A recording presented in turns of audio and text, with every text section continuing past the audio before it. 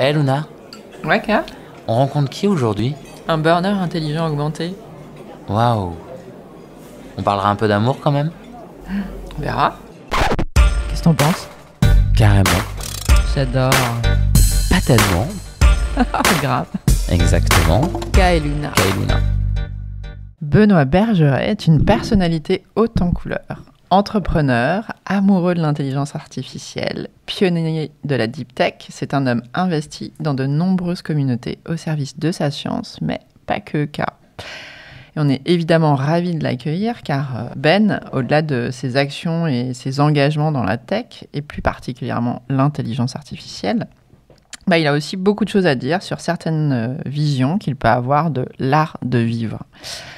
Il est un membre très actif au sein de l'écosystème de Burning Man. Il a fait le choix d'une existence frugale et d'un abandon de pas mal de conditionnements. Et ça, les gens qui abandonnent les conditionnements, on adore. On aime beaucoup. Alors Benoît, comme tu le sais, ce qu'on aime avec Luna, c'est partager des moments avec des hommes et des femmes qui ont des choses à dire, avec l'intime comme terrain d'expression. Alors peut-être déjà une première question. Pourquoi as-tu dit oui à cette proposition de podcast ? D'abord, bonjour à tous les deux. Salut. Je suis ravi d'être là. Pourquoi j'ai dit oui? Parce que je suis fondamentalement un entrepreneur dans l'âme et que vous êtes des entrepreneurs. Et que je crois beaucoup à la solidarité. On t'aime, tu commences, tu fais notre pub, c'est génial. Et à l'aide. Non, c'est vrai. Je trouve que ce que vous démarrez est génial. Je trouve que la démarche dans laquelle vous démarrez, qui est une démarche qui vient non pas d'un calcul, mais d'un désir, est une démarche très proche de celle que moi j'essaie d'avoir dans les différents compartiments de ma vie. Donc quand je croise des gens dans lesquels je me reconnais comme vous, je pouvais pas dire non. Le lifestyle, l'art de vivre, ça nous passionne avec Luna. Est-ce que tu peux nous en dire un petit peu plus, cette frugalité, cet art de vivre? Et je t'entendais, ce désir à vivre. Oui, absolument.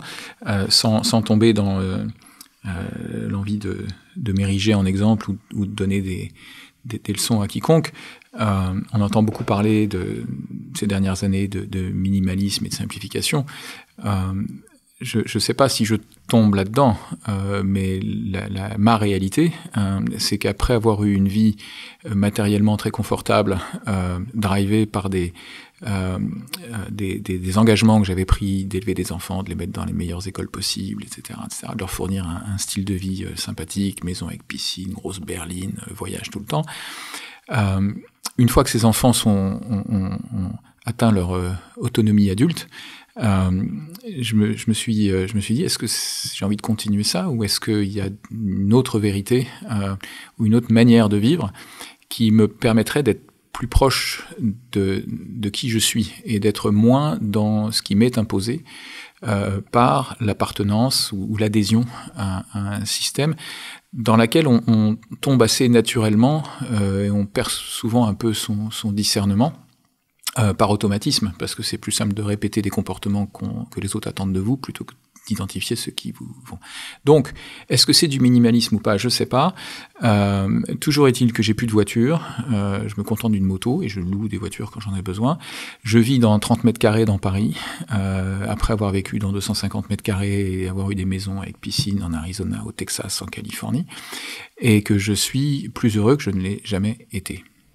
Alors c'est intéressant, évidemment, quand tu parles de ce que tu as fait par conditionnement pour tes enfants et le choix que tu as fait de toi. Pour autant, est-ce que tu ne crois pas que c'est ça que tu dois léguer à tes enfants? Ce que j'espère, c'est que mes enfants ont compris que ce que j'ai, avec leur mère, réussi à faire pour eux, ça émanait d'un choix conscient. Le conditionnement dont je parlais, il vient après. C'est-à-dire quand on a passé 20 ou 25 ans dans ces réflexes de vie imposés par un choix personnel, c'est assez facile de rester dedans. C'est ça le conditionnement qu'on s'impose et qui nous est imposé par l'extérieur. Le regard extérieur sur mon style de vie actuel déclenche beaucoup de surprises chez certains de mes interlocuteurs ou interlocutrices, en particulier dans l'espace professionnel. Mais également dans les espaces non professionnels où je côtoie des gens de manière très proche, d'horizons très très différents, et qui comprennent pas bien ce transfuge que je semble être, parce qu'ils ont tendance à vouloir me mettre dans cette catégorie des gens qui font du business, qui ont été dans des bonnes écoles et qui sont pleins de succès et qui donc vivent des vies que eux-mêmes, qui vivent plus simplement, n'auront jamais, et d'ailleurs ils le souhaitent pas forcément. Mais non, je vis comme eux, et donc ça les surprend souvent. En tout cas, bravo, parce que nous, ce qu'on trouve avec K, c'est que c'est assez courageux. On vit quand même dans une société où c'est compliqué de s'extraire de la valeur argent, des biens matériels. Et c'est important pour nous que tu expliques ce qui t'a amené à ce choix déjà. Et puis, ce qui est encore plus génial à entendre, c'est que tu le vives bien et sereinement. C'est gentil. Je me suis pas distancié de toutes les valeurs matérielles. J'ai simplifié mon existence. Je reste un entrepreneur. Je reste très conscient de l'utilité de l'argent, du privilège que constitue le fait d'être quelqu'un qui est capable de générer de l'argent pour lui-même et pour son entourage. Ce que j'ai changé, c'est la manière dont je le dépense, c'est les choses dont je m'entoure, parce que c'est ça qui libère. Je me suis pas détourné, je suis entrepreneur, je suis en train de démarrer un nouveau business et j'ai bien l'intention de gagner de l'argent avec ce nouveau business. Ce que je ferai de cet argent est probablement très différent de ce que j'en ai fait pendant les 25 dernières années. Alors justement, si on en revient à ce qu'on aime finalement et l'usage qu'on peut avoir de la valeur qu'on génère au travers de la monnaie ou autre d'ailleurs, nous, ce qui nous plaît chez toi, parce qu'on adore tes fils Insta, d'ailleurs on invite tout le monde à te suivre sur Instagram, parce que tu as une proposition assez artistique et éclectique. Moi j'adore tes posts de bouffe, j'ai l'impression que tu es tout le temps en train de cuisiner des trucs de dingue. J'ai élevé 2 enfants pendant pas mal d'années seul, après le divorce avec leur mère. Et donc j'ai appris à accommoder des choses à peu près mangeables. Et je suis également très très conscient de l'importance de ce qu'on ingère, que ce soit les aliments ou que ce soit d'autres choses qu'on puisse ingérer, et de leur impact à long terme. Et donc c'est tellement simple de cuisiner, c'est tellement amusant d'aller au marché, de regarder ce qui est de saison ou à peu près de saison, parce que ça c'est une discipline à laquelle j'ai un peu de mal à me tenir. Les jolies tomates qui viennent d'Afrique du Nord sont quand même très tentantes au mois de décembre. Et d'accommoder tout ça et d'essayer de rendre une fois de temps en temps. En fait, les posts Instagram dont tu parles, mon fil Instagram, c'est un choix délibéré, c'est des émotions. C'est des émotions que je ressens. Alors des fois c'est des gens, des fois c'est mon chien, des fois c'est des paysages, des fois c'est des plats que je cuisine en général, mais des fois c'est aussi des plats que je vois dans des restaurants.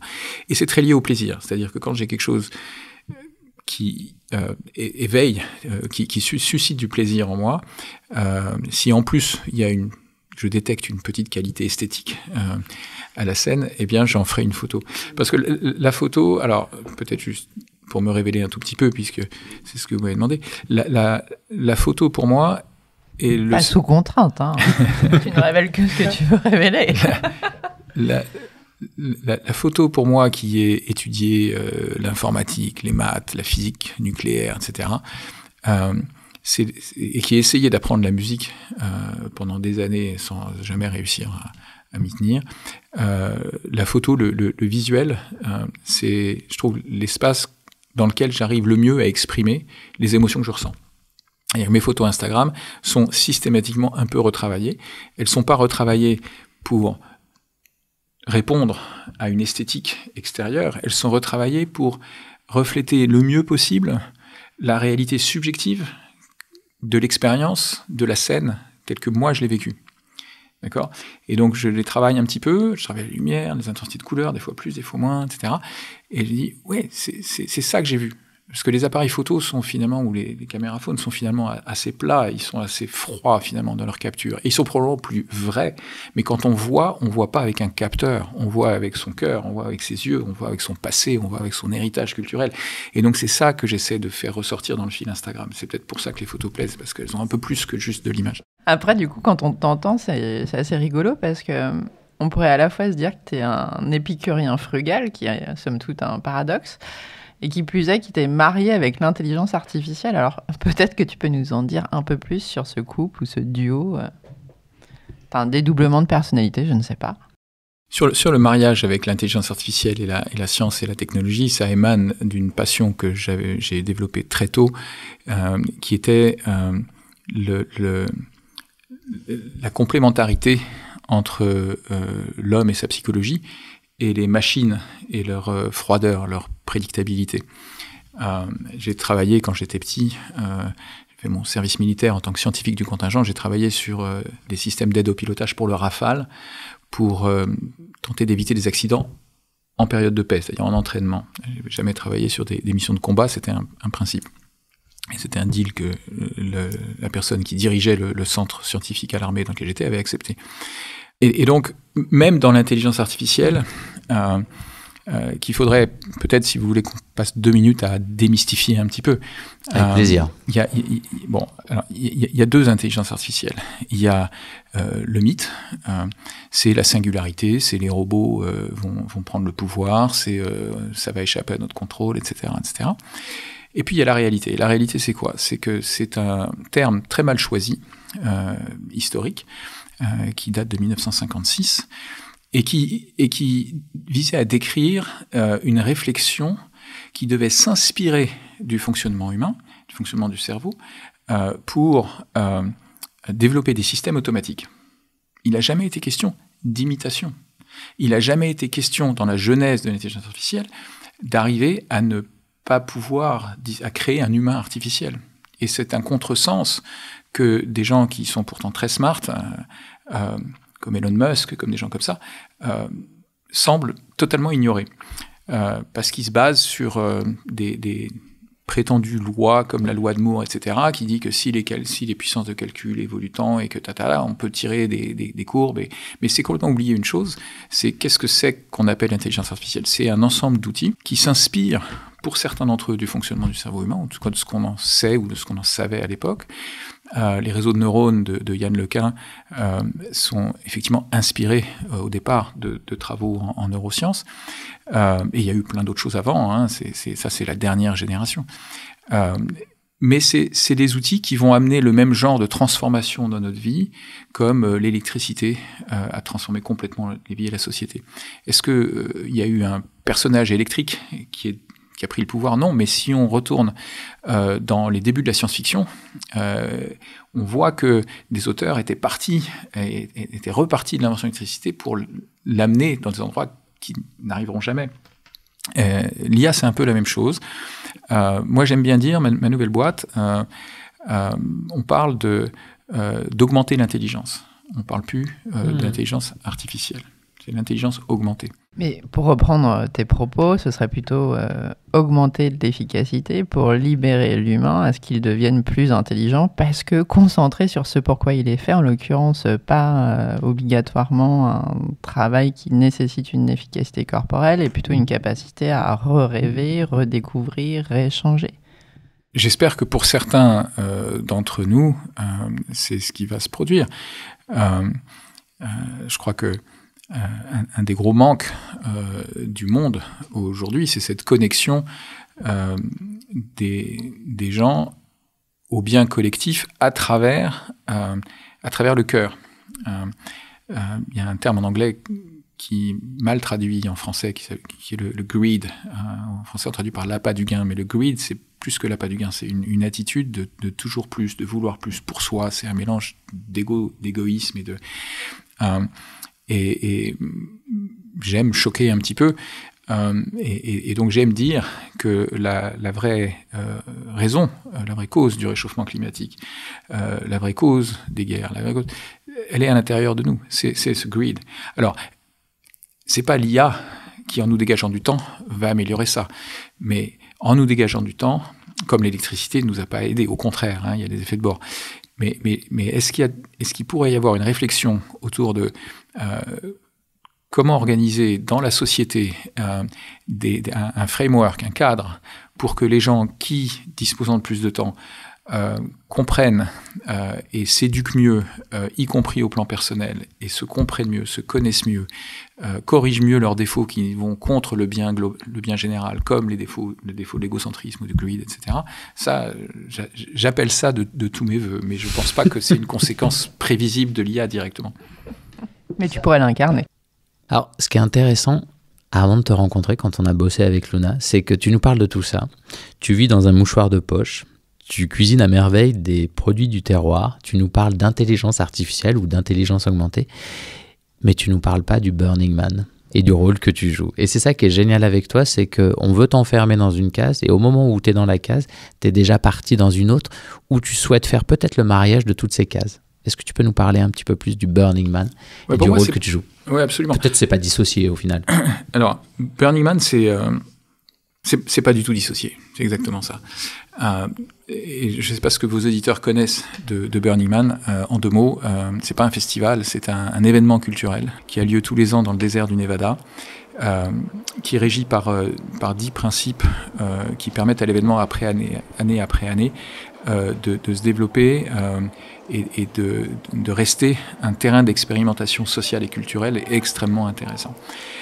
C'est un événement qui réunit de l'art, alors de l'art construit, produit, ou de l'art performé, comme la musique, comme des choses comme ça, qui réunit des valeurs humaines et des principes économiques un peu particuliers. Il n'y a pas d'argent à Burning Man, c'est pas une semaine et une ville dans laquelle on pratique le troc.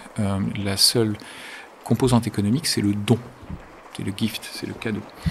Il y a aussi des valeurs comme... Qu'elle va vouloir y aller. J'adore. On veut 2 places pour cet été. Il y a aussi des valeurs... Il y a aussi des valeurs comme radical self-reliance.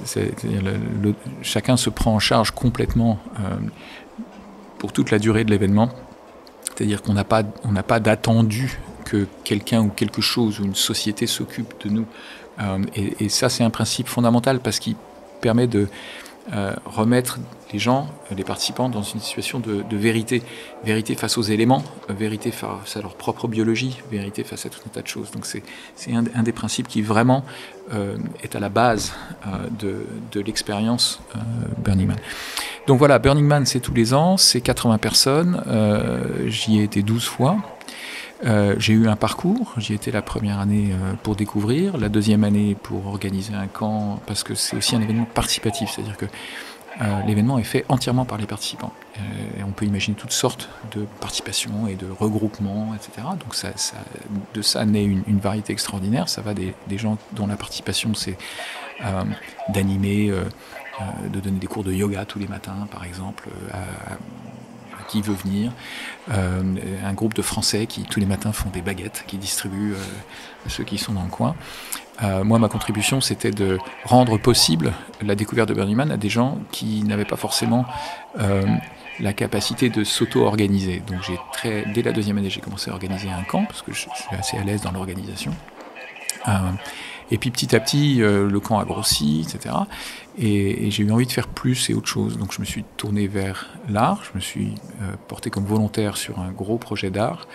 Et donc cette année, ça va être la 5e année où je participe à la construction d'œuvres éphémères, majeures, parce qu'elles sont systématiquement brûlées le dernier jour du festival, dans le désert du Nevada. Alors c'est des choses énormes. Le temple de Burning Man. Le temple, les 3 premières années, j'ai fait les temples, avec un rôle qui a évolué au fil des ans en fonction de mon intégration dans cette communauté des builders, parce que c'est quand même des compétences un peu particulières.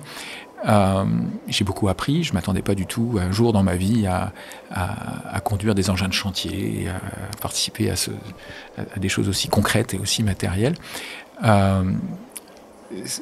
L'année dernière, en 2019, c'était pas le temple, c'était autre chose, c'était un lieu qui n'avait jamais été fait avant, un lieu complémentaire au reste de Burning Man, quelque chose qui a eu énormément de succès.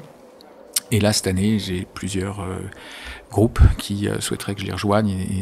Mais comme je suis en train de démarrer une boîte, je ne peux pas non plus y passer les 2 ou 3 mois que je me suis débrouillé pour passer depuis 4 ans.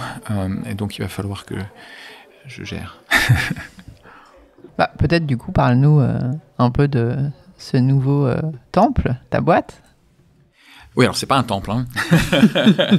quand je disais on espère qu'on va pas la brûler, effectivement. On espère qu'on va pas la brûler. Je voulais peut-être juste faire un commentaire sur l'intégration entre tout ça. Je crois que pour moi, Burning Man, c'était un endroit, un terrain d'exploration d'abord de moi-même, parce que c'est un endroit qui casse les règles, qui casse les attendus, justement, et où on découvre... On est en situation de découvrir quelle est sa nature profonde, qu'est-ce qui nous fait vraiment vibrer, qu'est-ce qu'on fait qui est vraiment satisfaisant, etc. C'est vraiment un environnement particulier. D'ailleurs, on parle de home, de la maison à Burning Man. Tous les burners vous diront ça.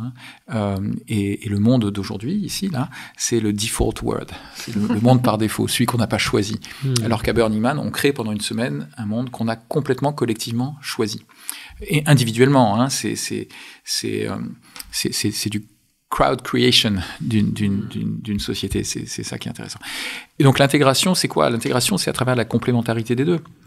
Burning Man est à la fois un lieu où on peut satisfaire des choses qu'on ne peut pas satisfaire dans le default world, mais où aussi on peut se tester, et de plus en plus de gens, dont j'essaie d'être, ramènent des choses qu'ils ont apprises à Burning Man et qui semblent bénéfiques dans le default world pour les implémenter. Burning Man, ça peut être très déstabilisant à certains moments ou pour certaines personnes ou personnalités. J'ai 2 exemples en tête d'amis qui sont venus une fois et qui n'ont jamais voulu revenir, tellement ils ont été effrayés par cette mise en présence de l'intime que Burning Man ne force pas, mais qu'elle implique. Voilà. Et donc, ce que j'essaie de ramener dans la boîte que je crée, c'est des principes que j'ai appris à Burning Man autour de la bonne manière de fédérer une équipe autour d'un projet. Moi, à Burning Man, je gère, l'année dernière, c'était 120 personnes pour le compte d'un architecte, mais je suis camp lead, c'est-à-dire que c'est moi qui recrute et organise la vie de tous ces gens-là pendant plus d'1 mois. L'événement, c'est 1 semaine, mais nous, on y va 3 semaines avant pour construire. Et c'est des gens qui viennent de partout et d'horizons différents et qui sont pas payés, c'est tous des volontaires, et malgré tout, il y a des deadlines, il faut arriver à travailler. Donc j'ai énormément appris sur ce plan-là. J'ai beaucoup appris sur le leadership. J'avais déjà fait plusieurs boîtes avant. Je pense que j'étais un leader passable. J'espère que je suis devenu un meilleur leader dans le default world grâce à Burning Man. Un leader intime. Ouais, je sais pas, un leader qui, et ça se traduit très concrètement par des choses qui surprennent dans ma boîte, un leader qui est pas motivé par une illusion d'acquisition de puissance ou de gain personnel, mais qui est fondamentalement motivé par la puissance du travail ensemble et donc par les perspectives partagées. Alors bien sûr, on sépare une équipe de fondation, qui est l'équipe qui bosse gratuitement depuis maintenant 6 mois, etc., du reste des troupes qui nous rejoignent dans les conditions de tout ça. Mais fondamentalement, c'est pas une boîte c'est une boîte qui est là pour gagner de l'argent, évidemment, mais c'est d'abord une boîte qui est là pour faire une différence, prouver quelque chose sur un aspect très très concret qui est la survie économique de toute une partie de l'industrie en Europe, qui est menacée aujourd'hui si elle n'adopte pas les technos d'IA suffisamment vite, qui est menacée par l'avancée des GAFA dans le secteur du B2B, les investissements chinois, etc. Et donc je pense avoir Juste GAFA, Google, Apple, Amazon, Facebook, Apple, Microsoft, GAFAMI, même on dit maintenant. Je pense avoir trouvé un moyen d'amener ces technologies et donc d'aider les entreprises qui n'ont pas les moyens d'accéder à des ressources en IA pour leur permettre de se transformer, sur un modèle qui est un peu particulier, qui est un peu inspiré de Burning Man et un peu inspiré de mes expériences précédentes, etc. Donc c'est une expérimentation, encore une fois, c'est encore du défrichage, ouais. Ouais, c'est ça.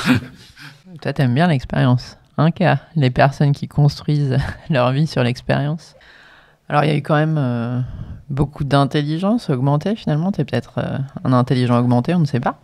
Après, on va revenir sur d'autres fondamentaux qui sont certainement plus ou aussi importants que l'intelligence, parce que ta proposition, comme le disait Ka, elle est assez impressionnante, mais l'amour dans tout ça, ça a une place. Ah oui, cette question de l'amour, elle vient au bon moment. Alors c'est marrant, heureusement que tu l'as repris parce que j'ai entendu la mort.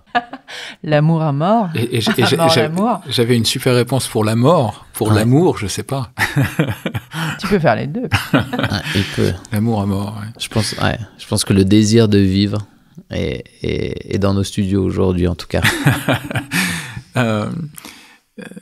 Non, mais c'est vraiment deux réponses qui sont assez déconnectées finalement en moi, la réponse à l'amour et la réponse à la mort. Et il y en a une qui est la réponse à la mort, c'est une réponse qui est existentielle, philosophico-spirituelle, assez claire. La réponse à l'amour, c'est le brouillard complet, évidemment. Non, pour commenter sur l'amour, moi je sais que j'ai compris ça très jeune, que je débordais d'amour. Et que j'ai expliqué ça à mes filles très tôt, que l'amour c'était pas une quantité finie qu'on pouvait se partager et à un moment il y en a plus. L'amour c'est une attitude, c'est une source qui coule ou qui coule pas, ça dépend des gens, ça dépend de leur expérience personnelle, etc. Et qu'on peut diriger les différents ruisseaux qui sortent de différentes manières. Il y a l'amour filial. J'ai deux filles que j'aime plus que tout au monde, j'allais dire. J'ai eu beau divorcer d'avec leur mère, ça m'a pas empêché d'aimer à nouveau. Je me suis remarié après quelques années. Et j'éprouve de l'amour dans des rencontres non amoureuses très très souvent. Il y a cette sorte de pile atomique qui me rend, qui me fait aimer beaucoup de gens et beaucoup de choses. C'est probablement quelque chose qui a été amplifié encore par l'expérience de Burning Man, parce que j'ai probablement perdu mes inhibitions par rapport à ça. En rencontrant une forme de normalité de cet amour, que certains jours je souris, je me dis ça va, je suis un vrai hippie quoi. Il y a une tradition, en tout cas, c'est maintenant le questionnaire de Ka et Luna. Alors les questions de Ka et Luna, qui ou quoi, Benoît? Quoi? Romantique ou passionné? Passionné.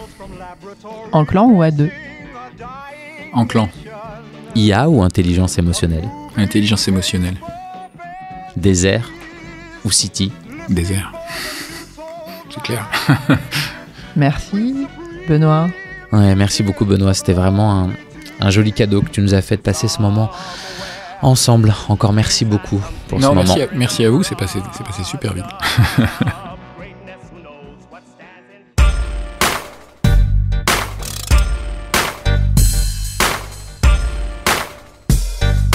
Ka et Luna. Ka et Luna.